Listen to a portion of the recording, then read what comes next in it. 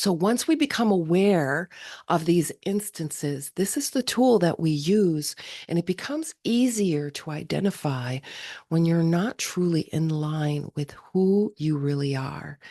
And human design is a fantastic tool, but it just provides a blueprint for understanding one's own unique energetic makeup, and it offers a guidance on living authentically. But there is a ton of information out there, and I always advise to just take one or two things that resonate with you and then begin to implement it within your design. So we show you how, but it is important to live authentically and to remember that deconditioning takes time and patience because it does involve integrating as opposed to unlearning, because we don't want to push away or not look at this part of us. We want to integrate the knowledge, wisdom, and understanding while releasing what no longer serves. All of these years of conditioning that may no longer be serving you. And so we take these small steps toward identifying our not self behaviors and then realigning ourselves with our true values, our true selves, and live more fulfilling lives filled with authenticity, whatever that means for you. Not what someone else tells you it should be, but what feels in alignment, in sync, in tune. It plays this magnificent song when you step into it. This gives us purpose, joy, peace, love, and abundance. So it's important to go through this deconditioned process, especially in our minds from the external influences that we receive, and then tune into our inner voice for guidance.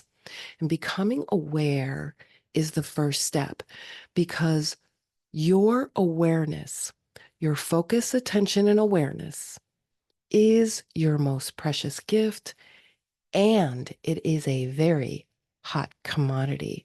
And it's the first step in identifying when you're truly not in alignment with who you really are. So I want to give you some practical tips on becoming aware and maybe identifying when you're not truly in alignment with who you are. First of all, pay attention to your emotions. Now, you might not be an emotional authority. You might be sacral or splenic or ego.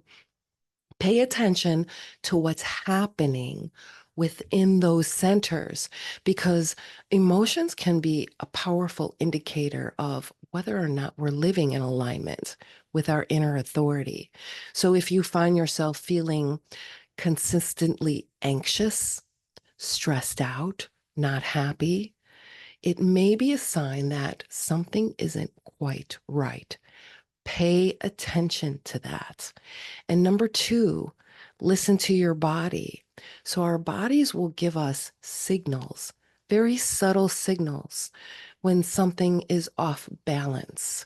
And if you were like me before getting cancer, I was a walking head. I was completely disconnected from my body.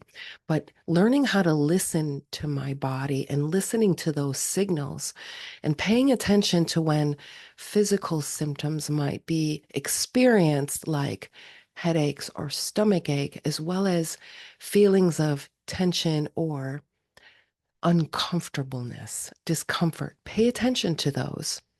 And then number three, reflect on your values, because we need to take time to think about what's really important to your life, both personally and professionally.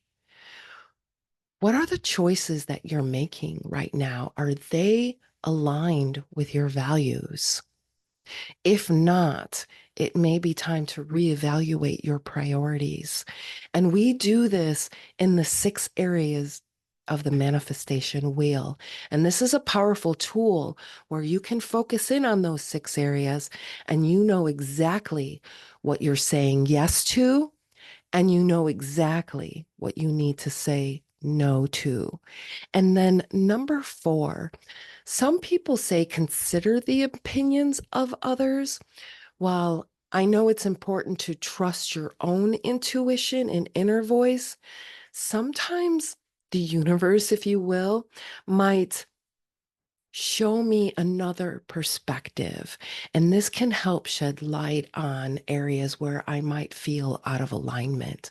So consider it. Just consider it. And I pay for professional advice. If I need help in a certain area of my business, I'm going to hire a professional who is a professional in that area of my business to give me advice. So consider that and the opinions of others, but cheap opinions of others who's projectile vomiting all over each other, ignore those opinions. They're not worth what they're projectile vomited on. So pay attention to that. Where are you looking for opinions in others? But first and foremost, feel if that opinion is in alignment with who you are. And then number 5 is practice mindfulness, because mindfulness practices like meditation or journaling, whatever works for you, this helps us to become more attuned with our thoughts and feelings, which in turn makes it easier to recognize when we're not living authentically. So remember that becoming aware of this misalignment is just the first step towards creating positive changes in your life and designing your reality. But from there, take action. You got to take action. Take small steps, little adjustments each day that bring you closer into harmony with who you are, and reprogramming and integrating what no longer serves is crucial for growth and living a fulfilling life.